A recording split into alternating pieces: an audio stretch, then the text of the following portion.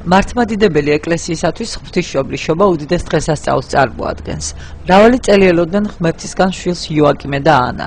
ისინი მართალი ცხოვრებით ატარებდნენ დღებს. თავიანთი შემოსავლის 1/3-ს ტაძარს წირავდნენ, ხოლო 1/3-ს გაჭირვებულებს ურიგებდნენ. ღმერთმა მათი თხოვნა შეისმინა, ანგელოზი გამოეცხადათ და ახარათ, რომ მათ გამოუგზავნიდათ შვილს და მისთვის მარიამი დაერქმიათ.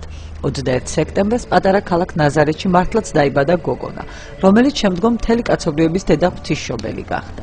გელათის ღვთისმშობლის შობის ტაძარში სადღესასწაულო წირვა-ლოცვა გუთათელ გაენათელმა მიტროპოლიტმა მეუფე კალისტრატემ აღავლინა. დღესვე მიტროპოლიტმა დიდი მეფის დავით აღმაშენებლის საფლავით მოილოცა. დღეს არის გელათობა. ეს არის ღვთისმშობლის შობის დღესასწაული. ეს არის ზოგად საკაცობრიო დღესასწაული. თუ ევას დროს დაინგრა კაცობრიობა და მისისკენ წავიდა, ღვთისმშობელი გახდა ის სისკარგი, რომელმაც ღმერთი შვა. აი დღეს შობის დღესასწაულია და არ არის შემთხვევით, რომ იმერეთი შეიძლება ერთადერთი ადგილია, სადაც აი მიძინება, მოწამეთა ხარება და შობა ერთად სამკუთხედში შემოქცეული. რატომ არის ეს? იმიტომ რომ საქართველოს ყველა წმინდა ღვთისმშობლის წილხედრია. დღეს მაგალითად მე მინდა რომ აი წელ საქართველოს მიულოცო შობის დღე ილია მეორის ლოცვა-კურთხევი, ჩვენი სასულიერო ლოცვა-კურთხევი და თავარი რა არის, უნდა გავიგოთ მნიშვნელობა დღევანდელი დღესასწაულის. საერთოდ უნდა სანამ მაგალითად წვენა მოვიდოდა ოჯახში, მანამდე ქართველი დედა ისე იყო აქცეული, რომ აი მივიდოდა კეფთან და ქურუმი ეტყოდა, რომ აი მზერვანაცებს ამიზალითო, მოსავალი რომ ამიზალითო, შუნა შენი შვილი მოიყოლე მოკლაო. ნინო მოვიდა უთხრა ხალ დიდიაო, მერცი გააჩინაო. წმენა გაუგეთა და აი ამ წმენამ გამოყოლა ქართველობა, ქეთევანი, თამარი, ნინო და აი დღეს თუ საქართველოს გადარჩენა წმენა უნდა გქონდეს. მორწმუნე ადამიანს ვერ ერევა ვერცეთი ბოროტი ძალა. აი მე ამიტომაც ვფიქრობდი, რომ აღმედგინა მორწმუნე ოჯახი. 500 ადამიანს დავამთავრებინე უმაღლეს კატეხიზმო დონეზე სასწავლებელი. ისე რომ ეს უზარმაზარი განათლება არის ფიქრობთ შემთხვევით შეიქმნა აღმაშენებელი დაამთავრა. შეხედა სასწაული ხდება აქ. როგორი მშვიდობა, როგორი სიკეთე, როგორი ბრძოლა დიდია. ამიტომ მე მინდა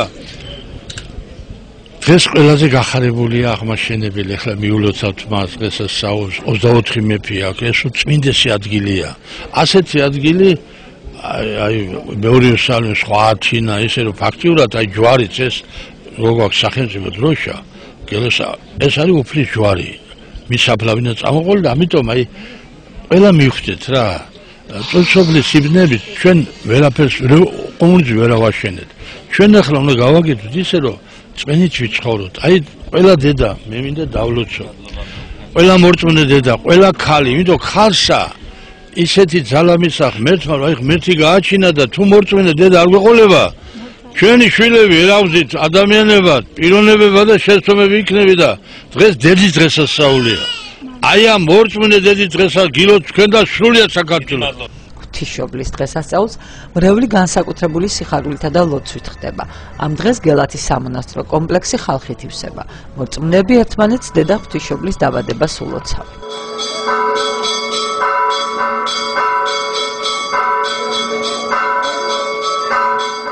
მე მინდა მთელს რეგიონს მიულოცო დღევანდელი დღე ღვთისმშობლობა, უსულო გაძლიერება, წარმატება, განვითარება. ეს ორმაგად უფრო მნიშვნელოვანი არის ქუთაისისთვის, იმ კუთხით, რომ გელათის მთავარი ტაძარი არის ღვთისმშობლის სახელზე აგებული ტაძარი. დღეს არის ამავე დროს გელათობა, ეს არის მეტად სიმბოლური დამთხევა და მე მინდა აქედან გამომდინარე მიულოცო ყველა ქუთაისელს, ყველა იმერელს ეს მშვენიერი დღესასწაული.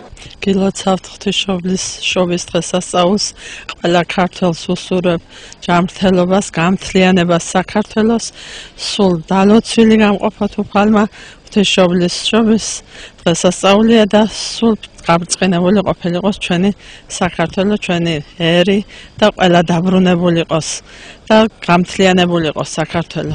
მისი მაღალ ოლოდუსამგდელოს ქუთათელ განეთელ მეუფე კალისტრატის ლოცვა-კურთხევით მეც უერთები ამ დიდ მოლოცვას და ამ დიდებულ დღეს, რასაც ღვთისმშობლის შობა ქვია და ღვთისმშობლის დაბადების დღე ქვია. მართლმადიდებელი ეკლესია ყოველი წირვა ლოცვისას მოიხსენიებს იოაკიმეს და ანას, რომლებმაც კაცობრიობას მთელ სამყაროს აჩუქეს უმშვენიერესი ადამიანთა შორის, ჩვენი უერთგულესი მფარველი და შუამდგომელი უფლისწინაშე ღვთისმშობელი მარია. ამ დღეს დღესასწაულობთ 21 სექტემბერს. ტაძრებში ამ დღეს ღვთისმშობლის წორპარი აღევლინება.